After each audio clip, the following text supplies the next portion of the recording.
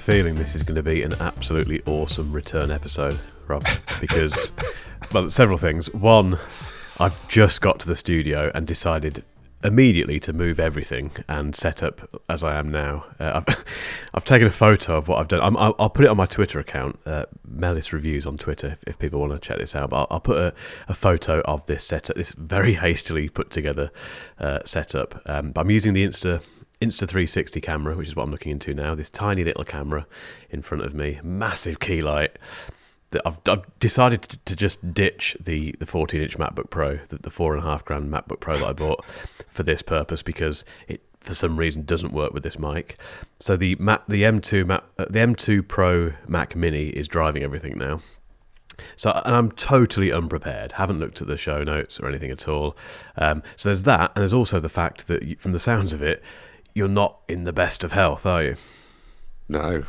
Well, we're already late because I had to bail last week because I literally lost my voice. And, well, you can hear it. So I'm still not 100%. I'll have to do most of the talking, won't I, from the sounds of it, I think. Oh, yeah, I think so. I apologise in advance if I cough in your ear. Don't worry. At least you're not in this room. It's been 3 weeks, though, hasn't it? Is it 3 weeks? It has, and you've been on all sorts of adventures, so it works out quite well that I can't really speak because you've got lots of tales to tell. You've been all over the place. Yeah, what's happened? God, so we haven't spoken since I've been to Barcelona, have we? Correct. That's crazy. Yeah, that feels like ages ago. Yeah, so I went to MWC, which is the Mobile World Congress, in Barcelona for the first time. Went there with honour.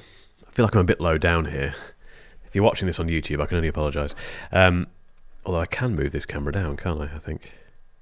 Oh, who cares? Yeah, so MWC, that was... When was that? Mid-February, I think it was. Did you catch anything from that in terms of the stuff that came out of it? Not really. I know the old Samsung had a display with the Galaxy rings out. That's about as much as I can remember from MWC.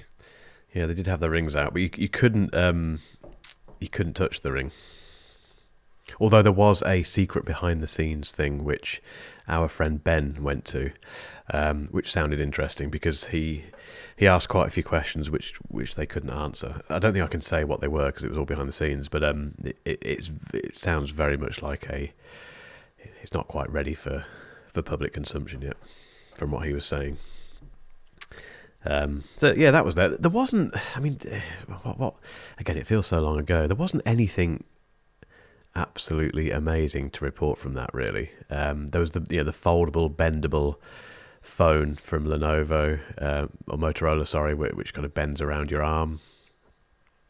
That was just a concept, which was interesting. The thing that really took off for me, completely unexpectedly and slightly frustratingly, was the see-through laptop. Did you see that? Oh yeah. It's this. So you didn't see it? No, I did see it. Yeah, You did see but it, yeah. I literally just got my phone out and just shot a bit of footage walking around. It didn't talk, didn't do anything at all. Didn't think anything of it, published it on Instagram and TikTok, and within, I think, 3 or 4 days on Instagram, it had done 1.1 million views. It's by far the biggest video I've ever had on short form content. And when you spend days making videos that get a fraction of that, slightly frustrating when you've just whipped your phone out. And anyway, that's just a small gripe. That was marginally interesting, although that was just a concept again. It's just a laptop with a see-through display. I mean, everything's see-through, isn't it? See-through TVs, see-through laptops. I don't know why. No idea why. That was it. There wasn't, like I say, I mean, to be fair, I was only at the show for 1 day because I was doing other stuff while I was there. And that was enough, though, really, just to get a feel for what was going on. It was lots of new phones. There was the Xiaomi car, which looks suspiciously like a BYD seal, because I think it is exactly that. Yeah, that was it, really. So that was MWC. We've done that. Apple HQ, I went there, didn't I? Was that last week? You did, yes. I did. That was good fun. Have you seen the videos from it? I haven't, because I've been just in rocking bed. in a corner and dribbling. Yeah, no, I'm well out of the loop. So I'm not up on my tech news at all. But although I do know that Tom, the tech chap's your cameraman now. Yeah, well, I had to bring him down a peg or two, to be honest. It's about time, really, isn't it, that he does something for me? Yeah, that was a weird moment. That was a really strange moment. So I keep bumping into him. I've been most events I've been to, he's been there because he goes to everything, and quite often we're in the same sort of crowd because he's with Honor or he's with Huawei or whoever I'm out there with, and in Vegas as well. I was in the same room as him quite a bit, but we never really kind of bumped into each other to speak. I've never wanted to bother him really, but this time it was completely unavoidable because there was a small group of us, I think about 4 or 5 of us, who were invited to Apple HQ. They were doing this in groups, but the other groups were quite big. Ours was quite small for some reason, and yeah, it was myself, 3 other journalists, and Tom basically. And this was to go and check out the new M3 MacBook Air. And I finally said to him, look, we keep being in the same room, but we've never properly spoken or shook hands and all the rest of it. So yeah, I had a good chat with him, and there was a moment when he was trying to film a MacBook Air running a game, and he was kind of struggling trying to use the controller at the same time as filming. I said to him, look, do you want me to just quickly play it for you so you can get some footage? He was like, fantastic, go for it. So I did that, and then he said, do you want me to do the same thing for you? I was like, yeah, okay, why not? I had that moment, when you're doing something and you think, this is weird. So I was sort of standing there with this controller playing this racing game, and I had Tom, tech chap, opposite me with my camera filming me. And it was that moment where I just thought, how has this happened? This guy that I've watched for a long, long time.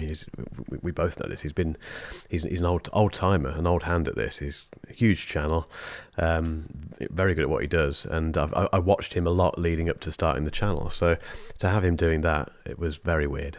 It only last a few seconds. I think we used his footage. Did we use it? I think we did. I think it was good enough. But no, it was great. Nice guy, and it was a nice opportunity to go and see Apple again, and. The other thing that was really interesting there, are you aware of Byte Review, Tom, the other Tom? Vaguely, yeah. Yeah, he's got a very distinctive channel. He's a designer by trade, but if anyone who's watching or listening to this goes and checks out Byte Review, what Apple had done that day, they apart from giving us a bit of a press briefing about the new MacBook Air, they had these rooms set up with people working in there who have been using the MacBook Air for their jobs, and they had like a screenwriter and a custom bike manufacturer and a TikTok influencer and all these sort of people. But one of them was Tom from Byte Review, and it was literally like walking into his studio or like into one of his videos. They'd set up a mini version of his studio. They'd recreated it in this room, and he was sat there like that, and he was kind of telling us how he's using his MacBook Air to run his YouTube channel, which was very, very nice to see. It was a very weird day, that. How did you black that then? Like you're mates with Apple now. It's about mates, but this all stems from, how long ago was this? 18 months ago, I think. I don't know if you remember. They got in touch about a video that I made. It was a review of the M2 MacBook Pro, which wasn't a very good review for them. They just caught wind of it basically and got in touch and said, can we have a chat about it? Can you tell us a bit more about your testing so we can look into it for you?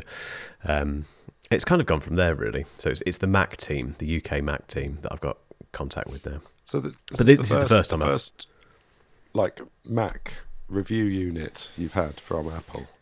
No, I've had a couple, but this is the first embargoed one. So the stuff I've had previously has been already been released. This was a first ever embargo. Well, that's pretty huge, isn't it?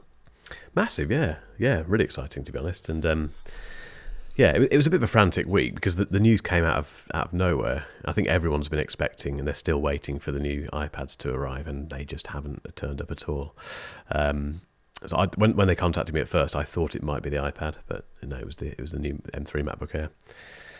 But it was a busy week, and I went to see BMW that week as well. And LG, didn't you? And LG, yeah, LG was earlier that week. That was their new TV lineup, which was interesting. Should be getting that into review. Hopefully, one of them into review. And BMW was the, like G4, is it? The G. Well, I'm not sure which one it will be because they've got obviously quite a big range, quite a big new range, and it's going to be a case of whatever is available really to review. But hopefully the G series, yeah. Yeah, well, there's some stonking deals on the G2 from 2022, which is still a fantastic television.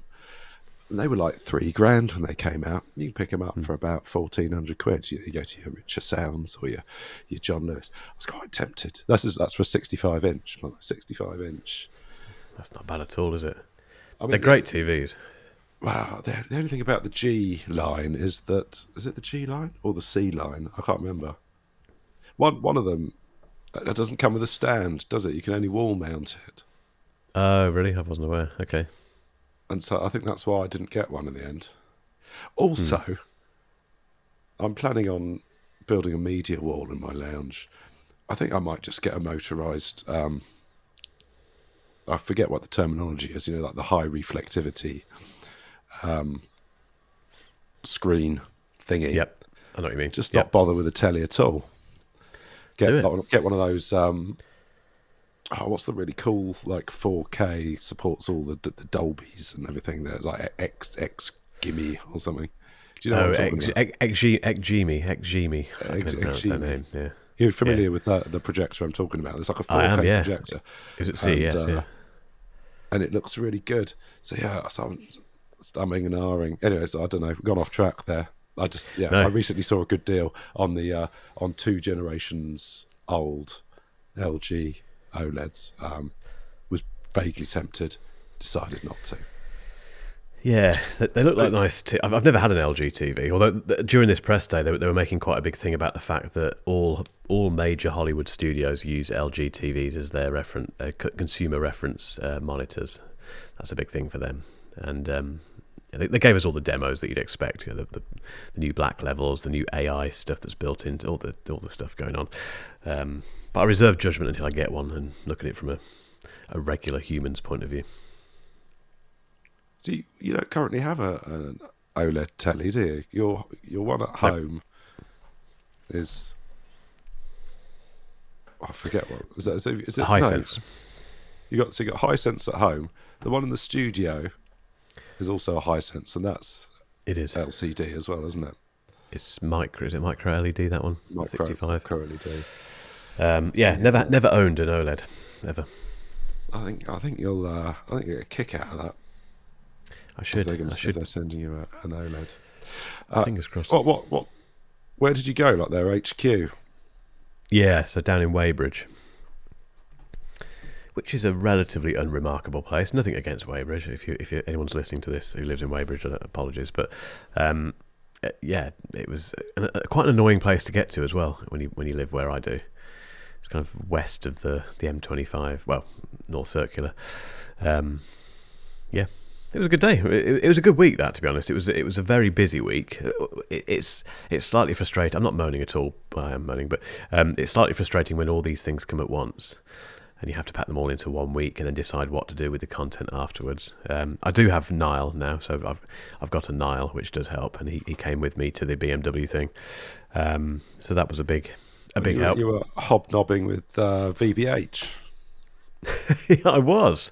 Did I mention that? You must have done. I don't know how I would know that otherwise. That would be weird, wouldn't it? Yeah, Vicky Butler Henderson. That's one. I think pretty much only the UK audience will know who Vicky Butler Henderson is. For anyone who doesn't, she was on Fifth Gear, which was the Channel 5 competitor for Top Gear, wasn't it? Way back when. Is it still going? Fifth Gear? I don't think it is it? I don't think so. I can't remember who else was on that. Who else presented with her? But she was one of the main presenters there, and she was sat just across from me at lunch. Recognised her instantly, and some guy from Love Island was there as well because he's now a car reviewer. Obviously, because of course he is. But yeah, that was good. So checked out the iX2, the BMW iX2, and the Mini Countryman. Which I should be getting the Mini Countryman as a review unit, which sounds weird, but we should be getting one of those in a couple of weeks to check out. But yeah, what else in terms of stuff that I've done? Oh, Stephen Bartlett was reading my website, wasn't he? Yeah, we should Forgot put a about link to that. Yeah, you got like a 2 seconds of screen time. He was just researching the Vision Pro on your Yeah. website. That's pretty He wild. didn't quote me. He didn't quote me though, Rob. He didn't mention my name. He didn't really directly read. He was reading completely the wrong article as well, just to kind of put me in his place.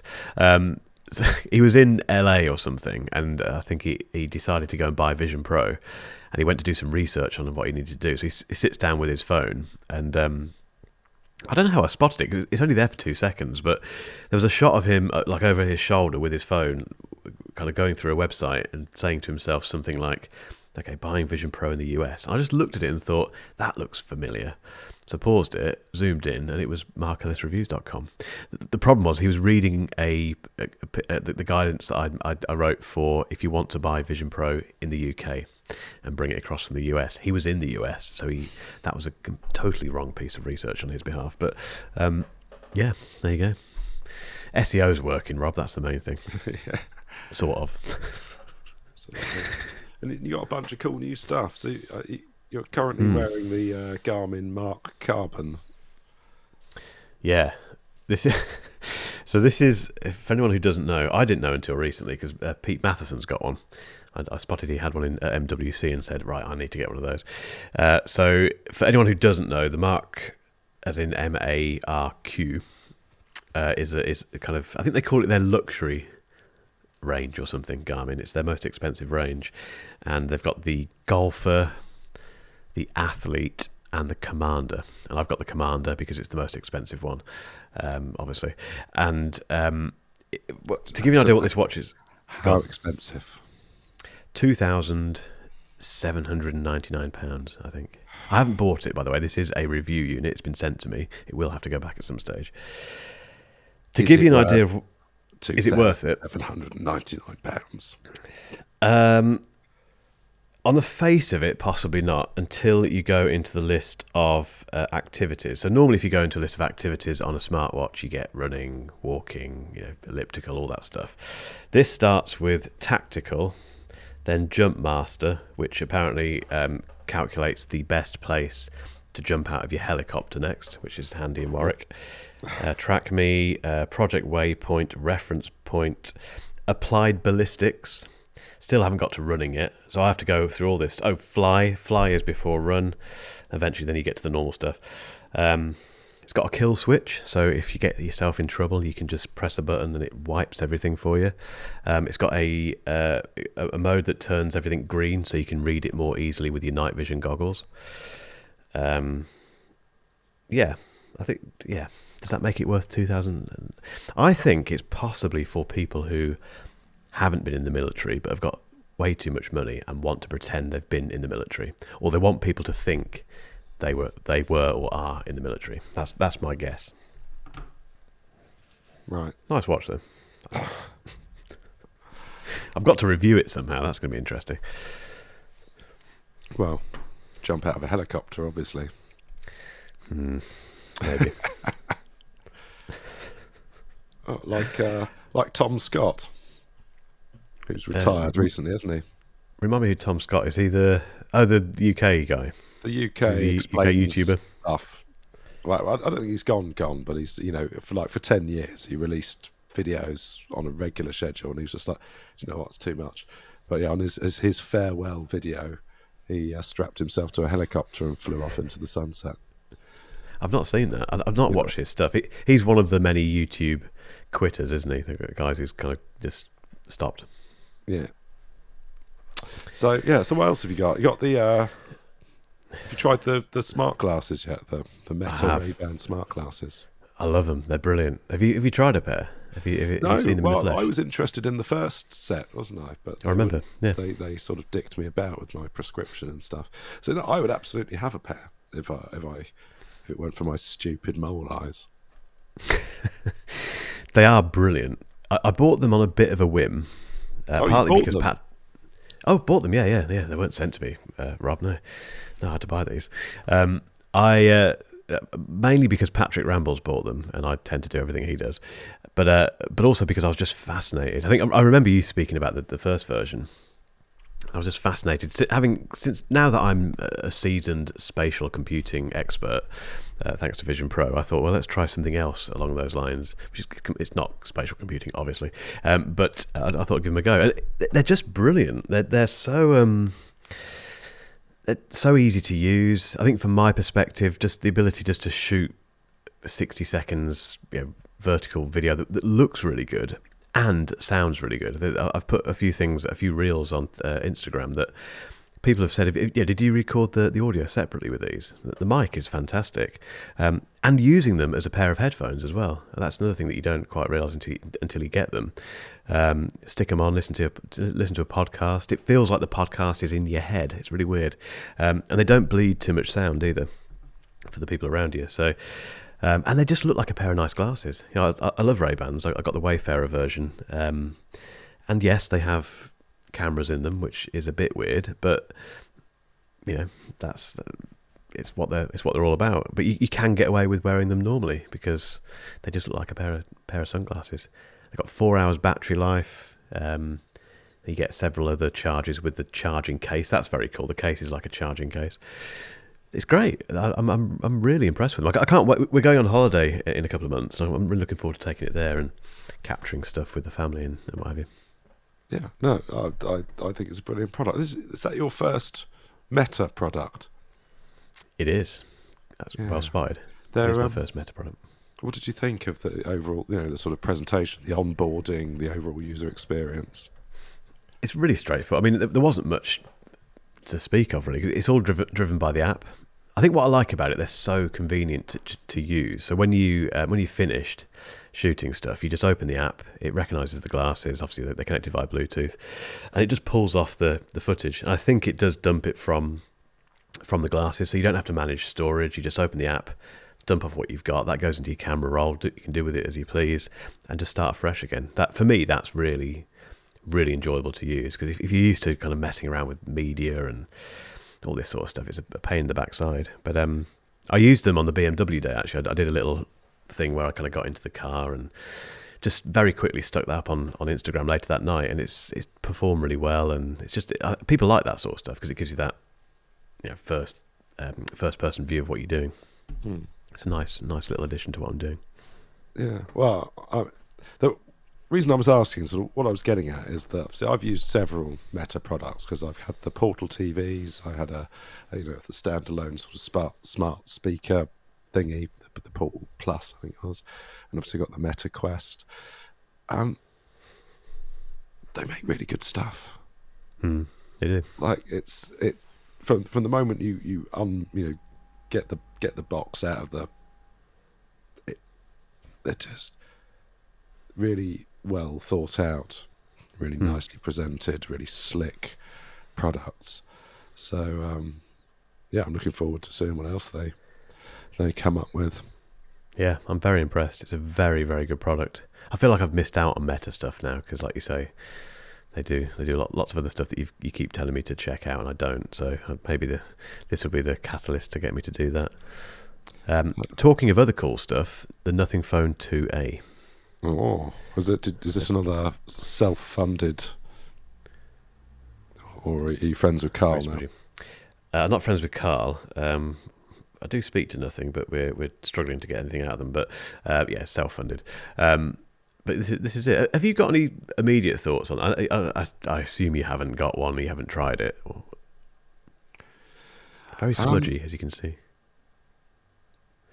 I think it's a stroke of genius. Really, it gives you the Nothing experience for not very much money at all. How much are they? Like 300 quid? 319 quid this was. This is the 8 gig of RAM, 128 gig of storage one. If you go up to the 12 gig of RAM and 512 storage, is it? Or 250, whatever it is. The one up from that is 349 quid. So it's still well below 400. But 319 for the base model, which, to be honest, is absolutely fine. I don't think you need anything more than that. It's such a good phone. I wish I hadn't gone for the black version. I didn't, when I ordered it, I didn't pay any attention to the colour. No idea why. I just rushed it, basically. And the problem with the black version is, as you can see, it's very smudgy. But also, you can't really see all the detail, all the stuff that makes this an interesting phone. You just can't see it unless you hold it up to a massive key light, which is a shame. But that's a small gripe. But apart from that, it's brilliant. Yeah, my review's on the channel now. And what's interesting actually with the review, the response to it, is that there's a lot of really nice comments in the comments section of people who are really, really interested in this phone, and surprised by it, I think, as well. They're surprised how good it is. There are some downsides. I mean, one of them is the fact that the camera is good. It's good, but it's only really good at 1x. Ultra wide is okay. 2x is all right. That's digital, obviously.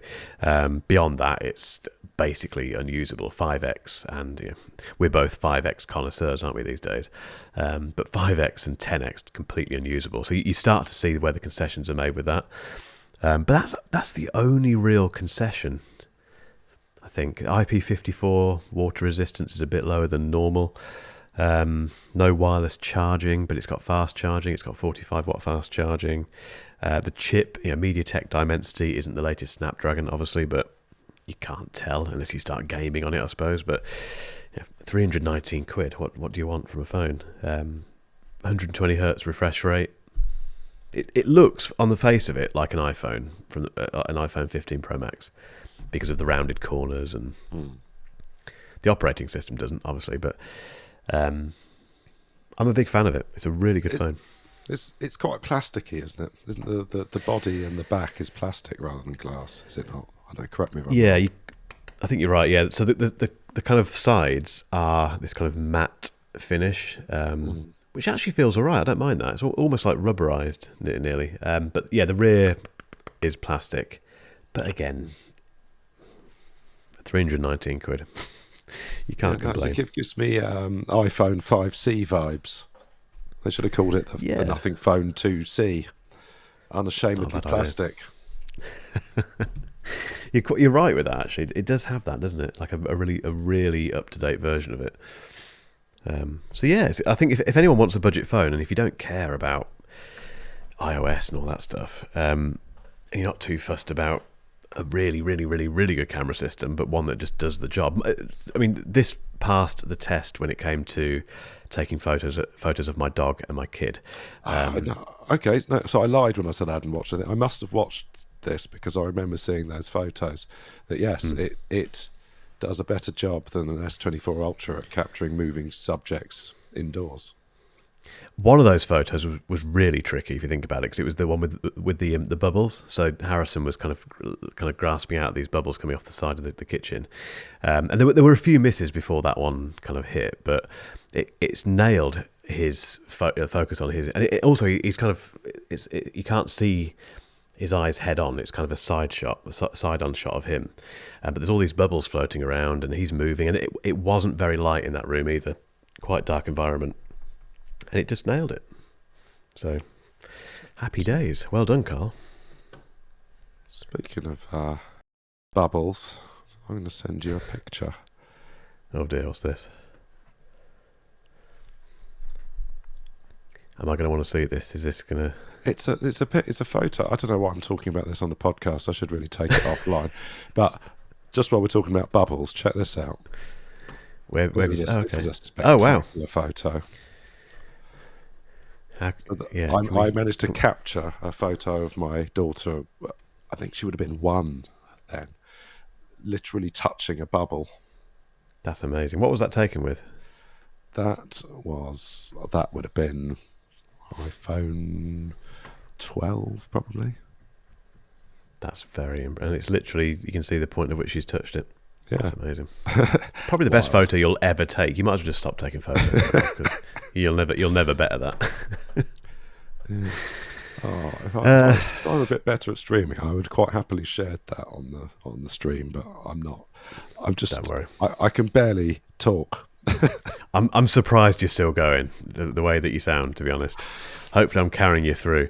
Right, Apple news. Let's bash through the Apple news, because it's well, we've talked about a lot of this already. So the M3 MacBook Air came out. I've reviewed it. Yada yada yada. It's a great machine. If you want to buy a MacBook Air now, crikey, it's the best time to do it. They're amazing computers. Just spec them up a bit if you can.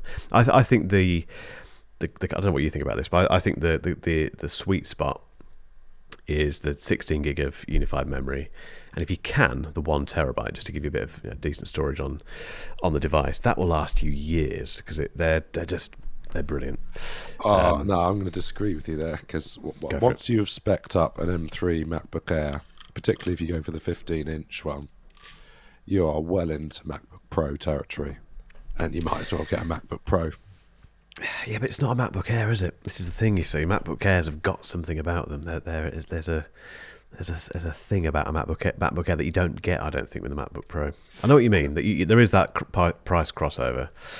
No, what I'm getting at is, right, if you are the kind of user that cares about you're thinking, well, I'm going to spec up the RAM, I'm going to spec up the storage because I want it to last a few years.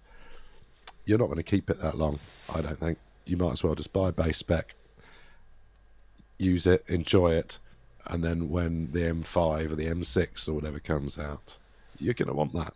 And so you could spend the same amount of money over that same 6-year period, say, more or less. True. But overall have a better experience. So I mean, Apple, clearly keeping an eye on things. They still feel that 8 gigabytes of RAM is sufficient for most users, and to be fair, it probably is. So I mean, I nearly bought a 15-inch M3 MacBook Air the other day because I saw a misprice on Amazon. They'd on the silver color, they'd swapped the pricing for the 256 gig and the 512 gig model, so you could get a 15-inch 512 gig. Bearing in mind, with the 512 gig model, you also get the upgraded charger, not the full fat 70 watt one, but the 35 watt dual charger. Yep. And you get the full 10 GPU cores, because in the base spec model they do a thing that like they used to do with the M1, where you get a slightly they put the binned chips in the binned ones. So for £1,299, I could have got a 500, the step up on the 15-inch M3 Absolute bargain. Air. I mean, it is, but then I thought, I don't need it. The thing was, right, was that I was looking at it and I was about to hit the buy button, and I was doing it from my M1 MacBook Air. And I was just like, why? This is so good. Still, I know it's like, 4 years old now. It doesn't feel 4 years old. I know, like, the design is a bit long in the tooth. I quite like it, actually. I'm quite sad about the loss of the wedge shape. It's kind of iconic. And so I think I'm going to keep my M1 MacBook Air until it dies, basically, because I love it. We're going to have to, because they've killed it off. It's gone. It's not there anymore. It's you can't buy it. Well, you can buy it, but you can't buy it new. We've now got the M2, haven't we? The M2 base spec is the cheap, which I don't think MacBook anyone's Air. buying. So one of the things about the M3s is that they've got 2 NAND chips for the storage again, haven't they? So yep, they have. There's no downside. So whereas you had to be careful about which M2 model you got, you're just not concerned. You get any of the M3 MacBook Airs, and it can drive 2 displays now, which is quite cool. Yeah, but only with the lid closed. It doesn't matter, fine. I don't think. No, I think if you open it, one of them just turns off. I don't know how it decides which one to turn off, but one of them turns off. But yeah, I mean that is pretty cool. And also for people who were wondering, because that was one of the biggest questions when we had the press briefing. What about the base model MacBook Pro that can't do that? As it turns out, that's getting a software update. It may even have had it by now to enable that as well. Which is why wasn't cheeky, there to begin with? It's a bit weird, isn't it? Why wasn't it there to begin with? So it could do it all along, but they decided not to. I guess they were waiting to see how many people sort of held back, because clearly there are a lot of people stuck on their Intel machines because those machines supported multiple displays. So hopefully that will get them on board with the Apple Silicon. Fingers crossed. Yeah, but rest in peace, the M1 MacBook Air. We should have a minute's silence for that. Really, there's a lot of talk about a new resurgence of the MacBook. What did it used to be called? The one that it was just called the MacBook, wasn't it?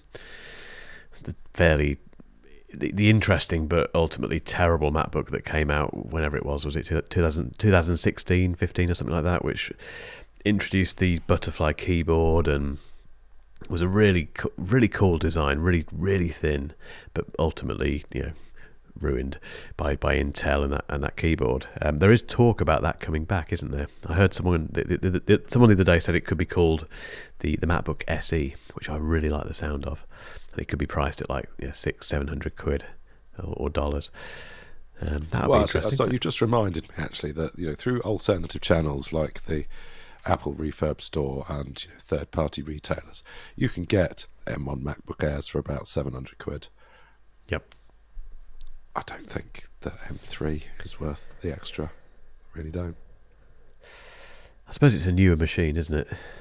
By a few years, but yeah, that was such. I mean, thankfully, mine is still being used. I love the fact that Jen's now using it for her studies, and she doesn't care about tech, as I've said before, but she loves that thing. When we thought the battery had died, her first reaction was panic. It was, am I going to have to give it up? I said, no, don't worry, we'll get it sorted.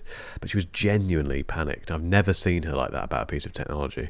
So even she's fallen in love with it, and she could not care less, which says it all, I think, really. Rob, there's quite a bit of news here from you. How capable are you of getting through this list? Oh, I reckon I can do it. It won't sound pleasant, but I can do it.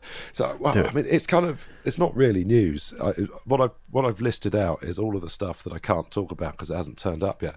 So, I mean, my current situation is that I'm just waiting for stuff to come out. So, I pre-ordered the Rabbit R1, the cool little sort of AI large action model assistant that should actually do stuff for you. That is not going to be out until later in the year. I pre-ordered Mr. Mobile's silly keyboard case. Did you reach out to them to see if you like one? I should be able to get one because we have a mutual contact now, obviously. At some stage, I will. Yeah. You'll probably get it before me, though. To be fair. We should also say it's not called the silly keyboard case. No, it's called the Clicks. It's called the Clicks keyboard case, which is a case for an iPhone that gives you a physical keyboard at the bottom. And I can't decide whether it's the most ridiculous thing I've ever seen or absolute genius. So I've got. Well, it does it makes your iPhone the length of the M6, doesn't it? It's yeah. So they emailed recently actually to say that things are moving and I should have it by the end of April. So that's on its way. I ordered some prescription lens inserts for my Meta Quest from Rel Optics. Nice. And that they just emailed recently to say, we've just got around, you're up next. They've got quite a long lead time, and obviously I've got a ridiculous prescription, and it takes them quite a while. So I ordered it several weeks ago. They've just said, right, we're gonna make them. Expect it in the next few weeks. And then there's so that's sort of on the hardware side, and then I backed a project on Kickstarter from Icon Factory. You're familiar with Icon Factory? It's an old school Mac developer. They were responsible for Twitterific back in the day. Candy Bar. Did you ever use Candy Bar back in the day? So Candy Bar was an app that let you easily swap out icons so that you could theme your Mac OS setup.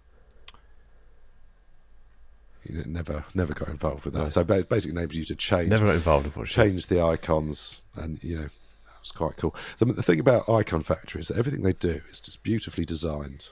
They're really they just everything they do looks amazing and is a joy to use. They have announced a new concept which is currently called Project Tapestry, which is it's kind of like Beeper but for the whole internet. So if you imagine that you've got all sorts, so you like to get information from all sorts of places. You might have RSS feeds, you might have particular websites you like to view. And they are working on a sort of really customizable, really extensible app that pulls everything into like one unified timeline. A bit like how Hub used to be on Windows Mobile or BlackBerry Hub. Actually, have you ever had a BlackBerry? Do you remember the BlackBerry Hub? Rings a bell. So those are two previous Rings a attempts at this, which sort of try to bring everything into chronological order. So you just have one big feed of all of your stuff that you would normally go to multiple places to read, put it all into one place. And the main reason I supported it is not just because I love everything that Icon Factory do. I mean, apart from like sort of delivering really good apps over the years, they're primarily a design house, and they've designed the icons for some of the most beloved apps ever made. So like the Fantastical app, they designed the logo for that. Yep. What else did they do? Apollo, they designed the logo for the Apollo Reddit client. And they work with massive clients like Lego and all sorts. So anyway, Icon Factory, great outfit, lovely people. I was quite happy to give them their money, but mostly because if you pre-ordered it, they will do you a pixel art avatar. So you send them a photo as a backer, and someone from the Icon Factory will draw you. So I had to be rude not to, and I mean it's closed now. Of course, you had to. Unfortunately, this would have been something I could have brought up last time had I not, been suffering with full-blown AIDS. But so watch out for that. I'll put a link in the show notes. But it's a fascinating concept, and I think it will work because Icon Factory stuff is generally good. In terms of things, updates from my side for things that I actually have, I don't think we've talked about my experience with the M2 Pro Mac Mini, have we?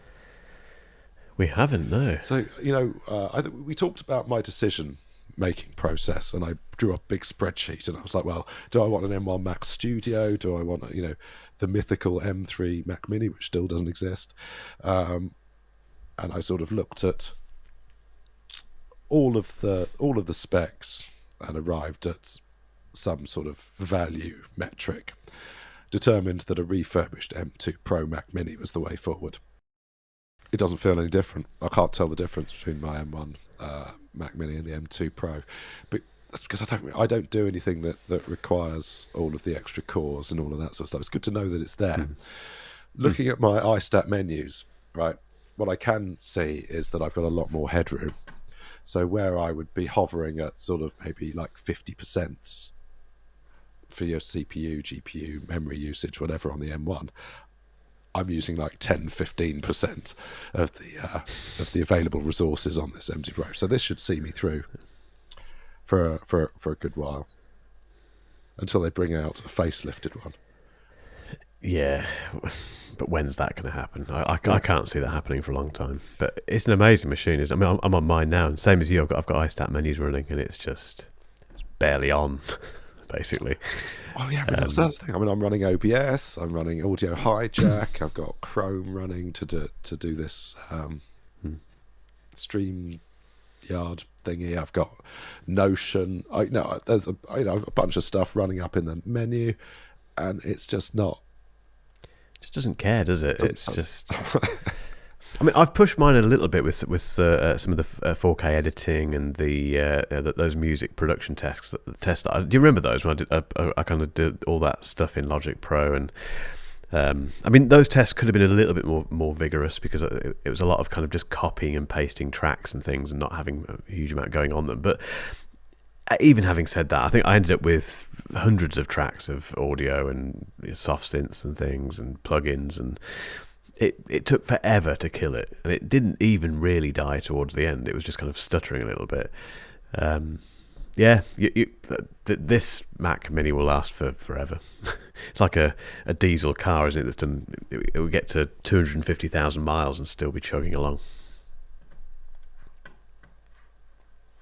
Which is like every taxi in the UK. What it does enable me to do is permanently have a Windows 11 virtual machine running in the background, which does help with my current, using an Android phone as my daily driver. Yeah. Although before we get on to that, the silliest thing that I've done on the M2 Pro is run Stray on it. Okay, it's a very quite the recent cat game. title. It's the cat game, yeah. So that came out in 2022. I don't know what. I don't think it's a massively graphically demanding game. I've got it hooked up to my 40-inch 5K 2K display. Obviously, it can't run it at that, but No.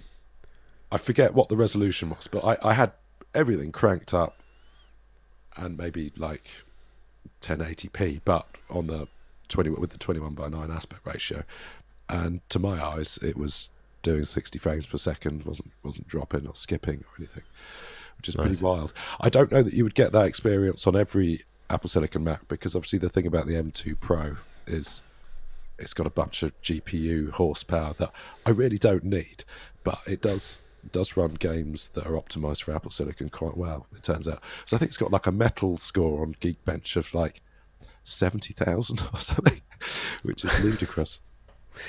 Well, they do keep telling us, don't they, that these are proper gaming machines, so I should check that out as well, really. Yeah, No, it's brilliant. I think there's an Apple Silicon optimized Death Stranding. I might give that a go. Yeah, you should do. Yeah. So anyway, funnily enough, actually, I will be doing that because Apple have given me a code for that. You've reminded me. I need to do a little test of that. Nice. Are you still using your Magic V2? Have you gone back to the iPhone yet? No, it's still here. Ooh. Make sure I'm not giving away any secrets. Yeah, no, it's I still love it. Right, the honeymoon period is over, so I've largely managed to shoehorn it into my mostly Apple life. So I'm using Blue Bubbles for iMessage, which is fine. It's a bit of a faff to set up, but it's completely end-to-end encrypted, and it's a locally hosted solution. So I'm not having to hand over my iCloud credentials to a third party. I'm running a server on this M2 Pro Mac Mini, and it's just forwarding the messages to a client on the phone. Works great. For sort of cross-platform messaging, I'm using Beeper, so I've got just all of the messaging going through that, with the exception of iMessage, because it doesn't support iMessage anymore. For universal copy and paste, I'm using an app called KDE Connect, which I don't know if you've heard of. But again, that involves running a client on the machine that you want to share with, and it just means that I can copy something on the phone, paste it on the Mac, or I can copy something on the Mac, paste it on the phone, with some caveats. So going from the Mac to the phone is fine. You can copy something and you can paste it straight onto the phone. If you want to copy from the phone to the Mac, you've got to jump through some hoops, because there are sort of OS level restrictions. Right. Yeah. So it's not just a highlight, copy, and then it's in the clipboard. You have to go into the KDE Connect app and say, right, push the clipboard to the other machine, which is a bit of a faff, and it's getting annoying. And I think we discussed before that with this, with the giant sort of nearly 8-inch display in the middle, it actually makes doing remote desktop feasible. So I use Chrome Remote Desktop to remote into my virtual Windows 11 machine or Mac OS, and it works great. Nice. However, I don't know where it is. It's in my crap gadget drawer. Right. I'm nervous now. The thing about this display, right? Yep. Is that it's I don't know what the actual aspect ratio is, but it's 4:3 roughly. So if you watch 16:9 content on it, it's got the black big bars, borders. right? Now look at this. Here's the S24 Ultra. It's actually bigger. Okay. For everyday YouTube, and you see, slightly wider. So okay. Yeah. What does that mean? Are you gonna go to the S24 Ultra? Are you gonna? I might. Yeah. Given that I've gone to the effort of shoehorning an Android into a mostly Apple setup. Oh, the other thing is I switched over to a Chromecast so that I can control it from my phone, because there is literally no way of controlling an Apple TV from an Android phone. No. initially it was all right. I kind of thought, yeah, this works, it's fine. It's not as good as Apple TV. There's something about the picture quality on Apple TV. I don't know why everything looks so good. Oh, that's another thing. You can't get Apple TV Plus on Magic OS for some reason. It's not. Okay, not. No. Oh, that's interesting. Well, we're on the list of annoyances. So obviously you went off to MWC and you saw the the Magic 6 Pro, lovely device, ships with Magic OS 8. Yes. I can't get Magic OS on this yet. Magic OS 8. Why not? Okay. I think you probably will at some stage. I don't know why not. It's going to be like July or something, and I'll be bored of it by then. So to be fair, Magic OS 8 on the Magic 6 Pro, a lot of the stuff is missing. A lot of the AI stuff. I think having said that, they've just released it. I think, but you're not missing out on much. Basically, what I'm hoping is that they've ironed out some of the bugs. It's quite buggy, but like Bluetooth is a bit sketchy. But listening is fine, but the two-way audio just doesn't work. So yeah, if you try it, which is ironic given that they're part of their promotion, their launch promotion was to send you a Bang & Olufsen headset, which that's on my list of stuff that hasn't arrived yet. That still hasn't turned up, so I don't know. That might be great. Who knows? But yeah, no, I've had a lot of trouble trying to use this for work calls with a Bluetooth headset. So yeah. So anyway, the honeymoon period is over. You've hit the 7-year itch quite early. Yeah. So I as a thing to hold and play with and look at, it's marvelous. It really is a superb device. I think it is held back not by Android necessarily, but by Magic OS. I think it's hamstrung. And then just the fact that I realised whilst watching a YouTube video that was in 16:9 aspect ratio that I would have had a better experience if I'd used the S24, which has that beautiful anti-reflective display. It's the best display out there at the moment. I think the S24 Ultra. Oh, it is, yeah. So I'm torn because I hate the camera on the S24 Ultra. That's the point. When you saw the Honor guys, did you show them those photos I took on my Magic V2? No, I didn't. I completely forgot. Sorry, I should. It genuinely delivers some good photos. I'll try and remember next time I see them. So yeah, it's nowhere near as good as the S24 Ultra's camera at its best. But it's so inconsistent. I can't. It winds me up. So yeah, I might go back to the S24 Ultra, given that I've gone to all of this trouble of shoehorning Android, getting out of the iPhone. But I'm still impressed that you're not going back to the iPhone. I think that's impressive. I'm not surprised. I don't even know where my iPhone is. I'm not like just saying that. I have not picked up my iPhone since I got the Magic V2. Don't look for it. Don't go looking for it. On the subject of swapping things, I'm not missing my Apple Watch Ultra at all. Really not, since I've got my my military watch. And it's not just because it makes me feel like I'm a paratrooper. I genuinely don't miss it one bit.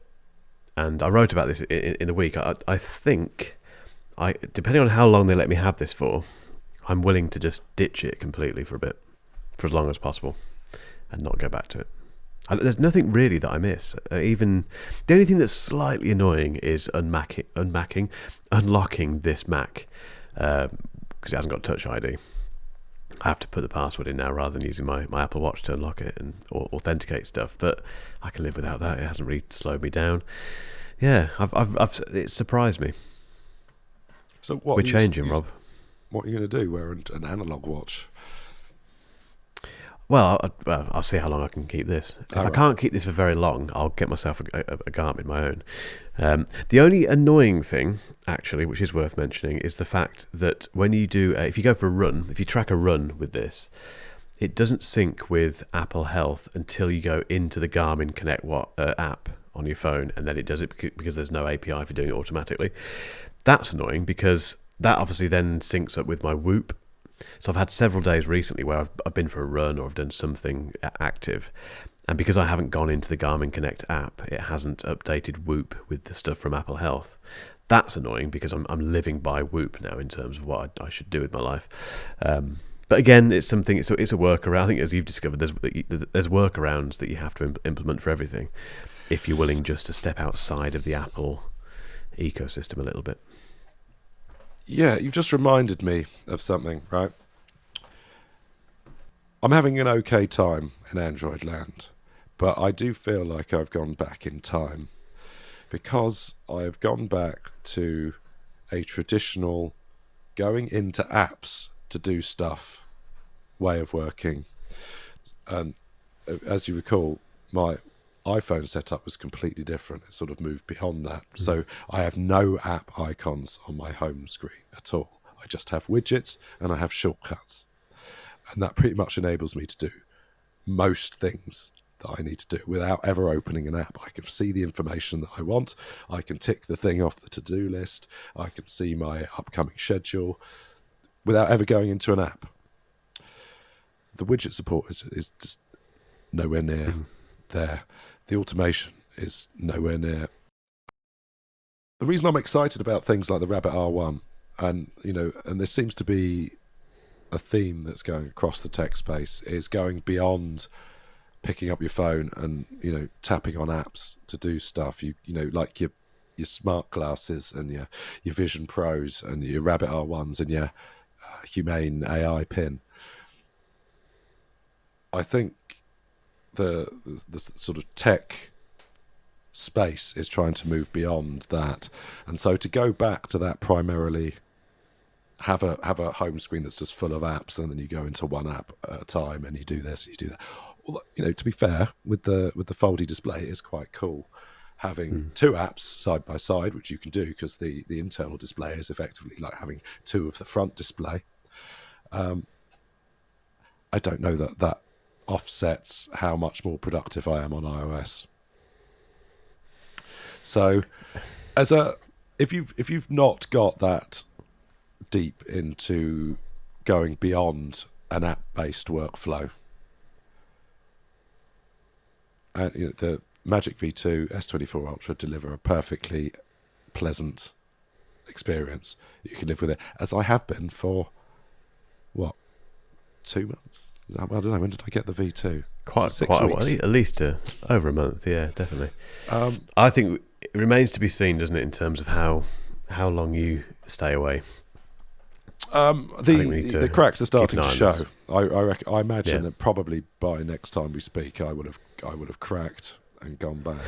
But You got 2 weeks. it's been a fun experiment. I've enjoyed it. But yeah, I've come to the conclusion that I don't really need a phone that folds.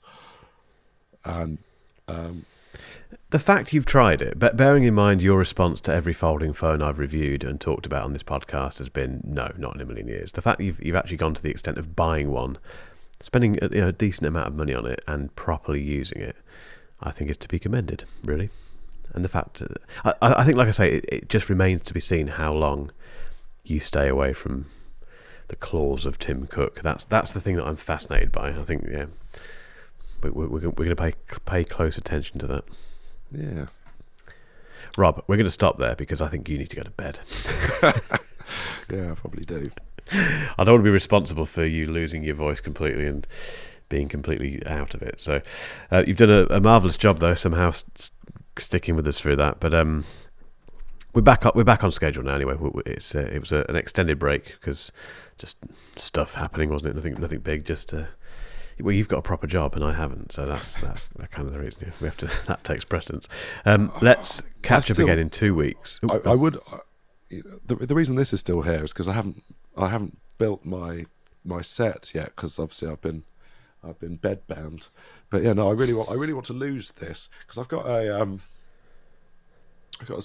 Sigma Nice. 16mm f1.4, and I think I've shown you the various like lights and things that I've got to try and make it look nice, typical, background. YouTube background. Yeah, I just haven't had time. There's all time, I mean, and I will sort this setup out at some point. I've got the space. So I need to do something with it, so it will look better. So, and I've completely forgot to say that if anyone is listening to this, do remember that we are now on YouTube. You can see us. You can see either Rob or myself looking ill. One of us normally is each time, so you can get to see that. Yeah, don't watch this one. Don't. Okay. Just if you don't, just still hit subscribe and like. That all helps. Right, let's. I'm going to let you get off, Rob, because yeah, I think you need to. And yeah, we'll catch up again in 2 weeks when I guess you'll be back on the iPhone. Oh, wow. Yeah, we'll see. Cheers. See ya.